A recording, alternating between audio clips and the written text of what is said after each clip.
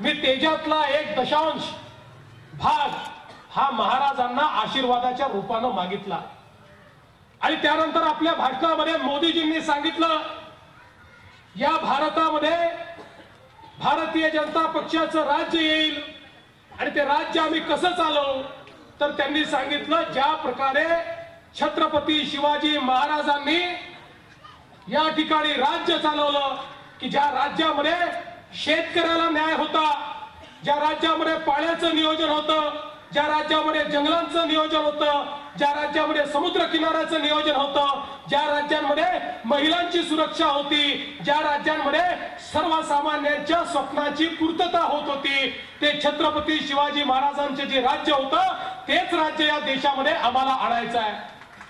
आणि आज खऱ्या अर्थाने करतायत. एकीकडे छत्रपती शिवाजी महाराजांना नतमस्तक होऊन मोदीजींनी राज्यकारभार सुरू केला आणि दुसरीकडे छत्रपती शिवाजी महाराजांच्या महाराष्ट्रातली अवस्था काय आहे? छत्रपती शिवाजी महाराजांच्या महाराष्ट्रामध्ये कायदा आणि सुव्यवस्थाच उरलेली नाही. आज या ठिकाणी ज्यावेळी बंटी पाटील गृहराज्यमंत्री मत मागायला येतात त्यावेळी त्यांना विचारा, बंटी पाटील तुमच्या पक्षाला आम्ही राज्य दिलं होतं त्यावेळी या महाराष्ट्रामध्ये जे गुन्हेगार पकडले जायचे आमच्या मुंडे साहेबांच्या काळामध्ये त्यापैकी 55% गुन्हेगारांना त्या ठिकाणी सजा व्हायची. आता हळूहळू महाराष्ट्राची अवस्था अशी झाली की महाराष्ट्रामध्ये जर 100 गुन्हेगार पकडले गेले तर केवळ 9 गुन्हेगारांना शिक्षा होते आणि 91 गुन्हेगार सुटून जातात. ही जर अवस्था या महाराष्ट्राची कोणी आणली असेल तर हे गृहमंत्री आणि गृहराज्यमंत्र्यांनी आणली. या महाराष्ट्रामध्ये कायद्याचं राज्य नाही आहे, गुंडांचं राज्य आहे, पुंडांचं राज्य आहे, महिलांवर अत्याचार करणाऱ्यांचं राज्य आहे. अरे कोणच्या तोंडानं छत्रपतीचं नाव घेता आणि कोणच्या तोंडानं मत मागण्या करता येता हा सवाल त्यांना विचारला पाहिजे. काय अवस्था आहे आज महाराष्ट्रामध्ये? महिलांवर अत्याचार होतात, बलात्कार होतात आणि बलात्कारी पकडला गेल्यानंतर 3 महिन्यामध्ये सुटून बाहेर येतो. या महाराष्ट्रामध्ये बलात्काऱ्यांना शिक्षा होण्याचा दर किती?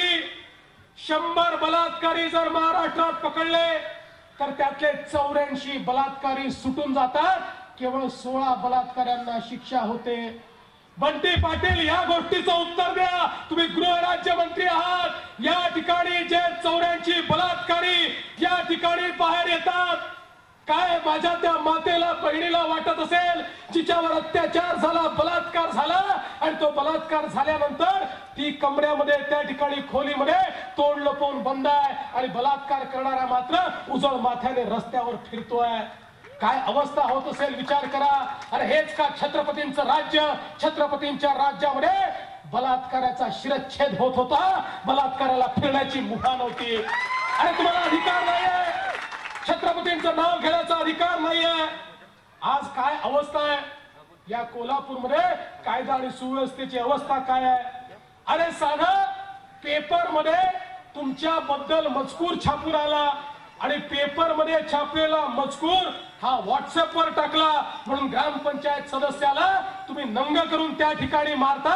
ही तुमची आता परिस्थिती आहे. एक लक्षात ठेवा, ज्यावेळी जनताच पेटून उठते ना त्यावेळी जनता तुमच्या अंगावरचे ठेवत नाही, हे लक्षात ठेवा.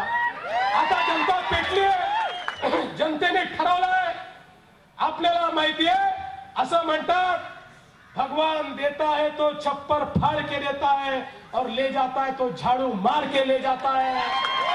अरे मोदी साहेबांना जनतेने छप्पर फाडून दिलं आणि काँग्रेसचं झाडू मारून दिलं. काँग्रेसला लोकसभेमध्ये विरोधी पक्ष नेता देखील बनवणे इतके सदस्य प्राप्त झाले नाहीत. आता या महाराष्ट्रात देखील तीच अवस्था येणार आहे. या महाराष्ट्रामध्ये जनतेने निर्धार केलाय, काँग्रेस आणि राष्ट्रवादी काँग्रेसला भुईसपाट केल्याशिवाय आता महाराष्ट्राची जनता शांत बसणार नाही. मी तुम्हाला दाव्याला सांगतो, या महाराष्ट्रामध्ये देखील काँग्रेस राष्ट्रवादी काँग्रेसला विरोधी पक्ष नेता देखील बनवता येणार नाही. ही अवस्था आम्ही त्यांची करू. काय अवस्था आहे बघा. आमचे मुख्यमंत्री, खरं म्हणजे प्रशासन कसं चालत होतं आपल्याला माहिती आहे, कदाचित माहिती नसेल. एक मुख्यमंत्री होते आणि त्यांचा एक बंटी होता आणि एक बबली होता. एक बंटी बबली. बबली आमच्या नागपूर जिल्ह्यातला आणि बंटी तुमच्या इकडचा.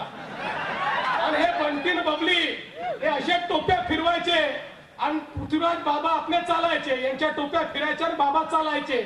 मी तर खरं सांगतो तुम्हाला, पृथ्वीराज बाबांनी शेवटच्या 1 महिन्यामध्ये कोणाकोणाच्या फायली सह्या केल्या हे जरा एकदा तपासलंच पाहिजे. 3 वर्ष पृथ्वीराज बाबाचे हात चालत नव्हते. एक दिवस पवार साहेबच म्हणाले काय करायचं आमच्या मुख्यमंत्र्याच्या हाताला म्हणे लकवा मारलाय, त्याचे हातच चालत नाही. मी नाही म्हटलं, पवार साहेब म्हणाले लकवा मारलाय. पण तो लकवा असा गायब झाला जसं शेवटच्या महिन्यामध्ये लक्ष्मी दर्शन चालू झालं. जरा फुटेज तर रिलीज करा.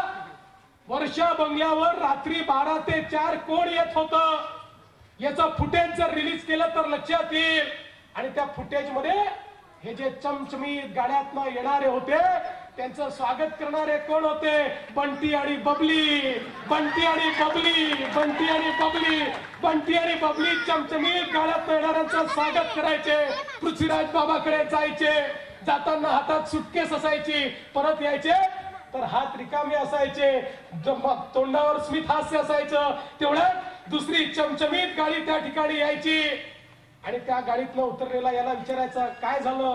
तो म्हणायचा जमलं. 3 वाजता माझी सही झाली. तो म्हणायचा 4 वाजता माझी सही झाली. हा म्हणायचा पहाटे 4:30 ला माझी सही झाली. हजारो कोटी रुपयाचे फायदे बंटी बबली आणि त्यांचे बाबा यांनी या महाराष्ट्रामध्ये अनेक लोकांना त्या ठिकाणी दिलेला आहे. जो पैसा सरकारच्या तिजोरीमध्ये यायला हवा होता तो पैसा कोणाच्या तिजोरीमध्ये गेला हे सांगण्याची आवश्यकता नाही. आता निवडणुकीच्या निमित्ताने तो सगळा पैसा बाहेर येतोय हे मी सांगण्याची आवश्यकता नाहीये. आज अवस्था काय? या महाराष्ट्रावर 3 लाख कोटी रुपयाचं कर्ज आहे. 3 लाख कोटी रुपयाचं. 3 लाख कोटी रुपयाचं कर्ज झालं पण महाराष्ट्रामध्ये विकास कुठेही दिसत नाही. आणि आम्ही त्या काळामध्ये विकास केला. युतीचं सरकार होतं. रस्ते बांधले, धरणं बांधली, शेतीची कामं केली, विजेचे प्रोजेक्ट तयार केले, ट्रान्समिशनच्या लाईन्स तयार केल्या. तुम्ही 3 लाख कोटीवर कर्ज पोहोचवलं. सांगा या ठिकाणी तुम्ही काय काम केलं? किलोमीटर भरचा रोड तयार करायचा आणि त्याच्यावर टोल लावायचा. एक गोष्ट निश्चित सांगतो, एकदा आपलं सरकार येऊ द्या, यांच्या टोलचा झोल काढल्याशिवाय मी राहणार नाही. यांच्या टोलचा झोल निघेल कारण यांचा टोल हा झोलच आहे. टोल कसा लावायचा या ठिकाणी कंत्राटदारच ठरवून यांच्याकडे जायचे. हे काम करायचंय, या कामाचा खर्च इतका आहे, याच्यावर एवढा टोल वसूल करू, याच्यावर इतके वर्ष टोल लावू, याच्यावर एवढा ट्रॅफिकचा सेन्सस आहे, त्या माध्यमातून अर्धे तुमचे अर्धे आमचे चालू द्या 20 वर्ष टोल. अशा प्रकारे या महाराष्ट्रामध्ये टोल लागले. मी तुम्हाला त्यावेळेला सांगतो, अरे आता अजित पवार परवा आले होते कोल्हापूरमध्ये, म्हणाले आम्हाला सत्ता द्या, 100 दिवसात टोल रद्द करतो. 4 वर्ष झोपले होते. 4 वर्ष आंदोलन चाललंय. झी 24 तास रहा एक पाऊल पुढे.